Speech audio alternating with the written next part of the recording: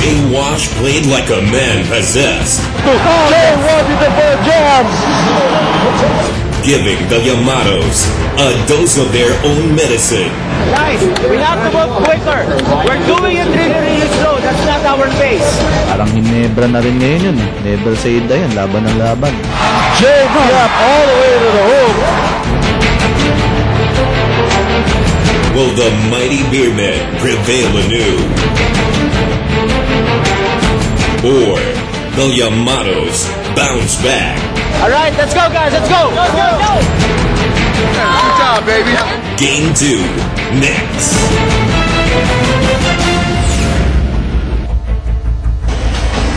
We welcome you back to the Araneta Coliseum for the second chapter in this 7-game saga between the San Miguel Beermen and the BMEG Derby Ace Yamados. Basketball addicts of the Philippines, welcome to Game 2 of the 2010 PBA Fiesta Conference semifinals. And here to bring it to you live over Solar TV, I'm Vito Lazatin along with Jason Webb. And Jason, in game number 1, it was quite simply San Miguel's mastery. It was a very well played game by the Beermen over the BMEG Derby Ace Yamados, a squad that's known to not really make life easy for any team. Are you surprised with how San Miguel did, how prolific they were, especially on the inside? Well, let's look at it two scenarios, Vito. On one end, San Miguel was able to do very well defensively against BMEG Derby Ace Yamados, and after that, their offense, especially in the second half, finally got the number of BMEG Derby Ace Yamados, and more, you could say that it was more on the energy side as we look at the numbers, and these were the things that you were talking about.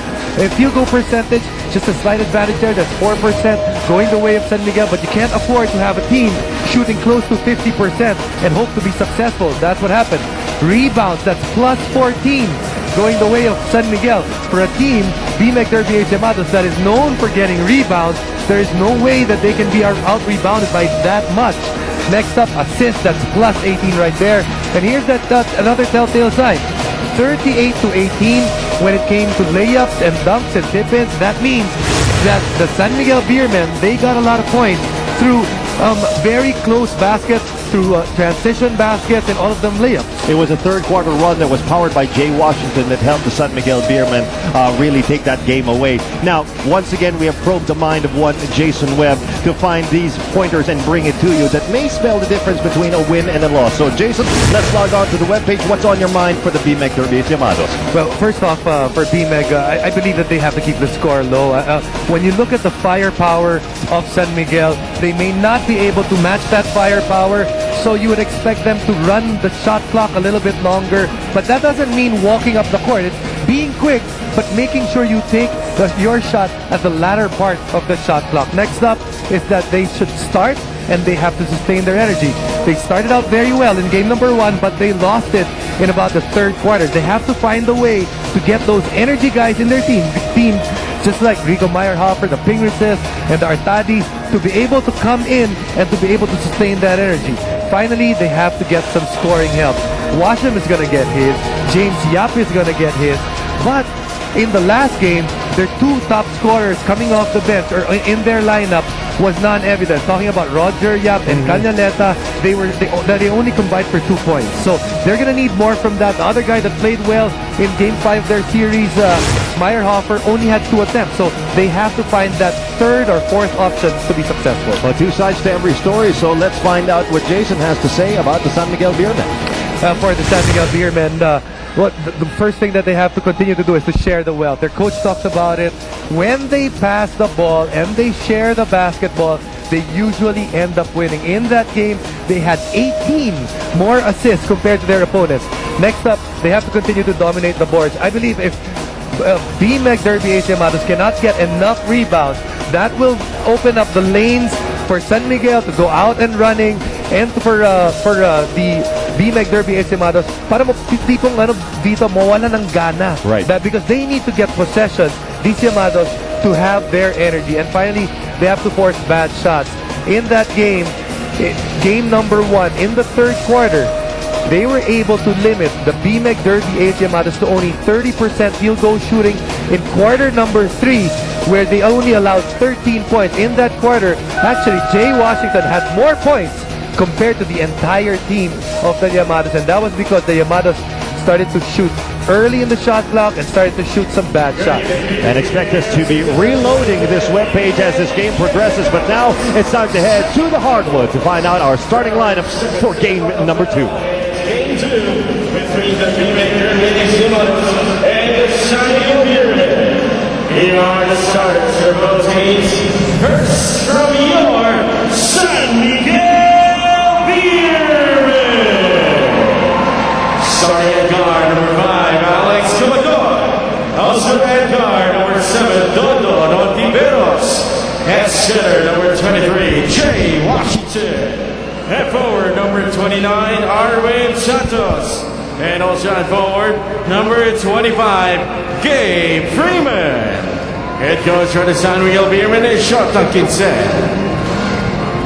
And now the starting lineup for your B-Mac Derby Ace Lavados. At guard, number 11, Paul Artadi. Also at guard, number 18, James Yap. At center, number 41, Don Aliado. At forward, number 15, Mark Pingris. And also at forward, number 14, Tony Washam. Head coach of the B-Mac Derby Ace Llamados is Ryan Gregorio. Our referee So Tony Washam playing only his 4th game in the PBA. It's hard to say that you're limited when you still manage to score 24 points. But that sort of is the story of Tony Washam in game number 1 of this series. He's been averaging about 35 points per game. But he was severely limited comparatively in that game. And that certainly helped the San Miguel Beermen overcome the B-Mac Derby Ace Llamados in the first game of this series. And Washington will be joined by Pingris, Aliado, James Yap, and Artadi in the starting lineup. Cabagnot, Hontiveros, Washington, Santos, and Gabe Freeman for the Beermen. And we have referees Aldaba, Balao, and Maurilio calling this one. First attempt taken by Freeman, and he will be fouled. But early on, you see, Vito, that the defense of B-Mac Derby Ace Llamados extending a little bit further out, trying to cause some problems for San Miguel, not allowing San Miguel to just run their offense and be the team that will dictate this game.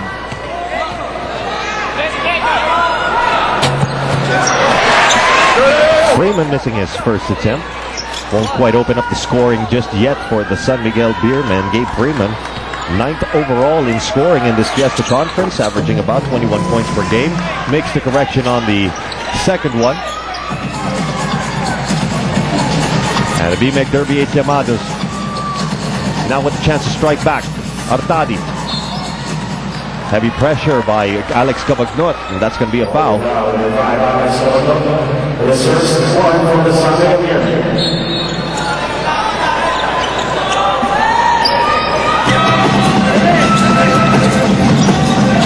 James Yap flashing out.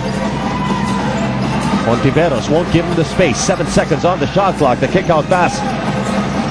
Pingris to the corner. Yap with 2 seconds to go. Tight spot, and that's tapped away by Ontiveros.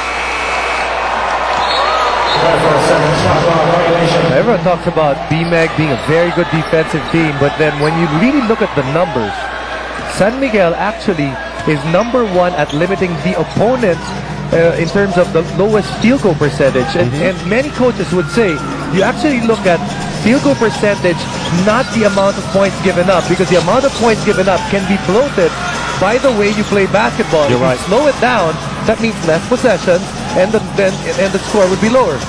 But even in terms of points allowed, right behind B-Mac Derby Ace is San Miguel. And that is going to be last touch by the B-Mac Derby Ace Llamados. This one going back to the Beermen. B-Mac Derby Ace remains scoreless in the opening minute.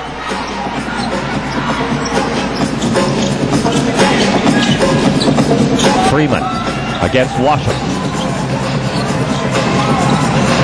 Ontiveros driving into James Yap. Inside, layup no good.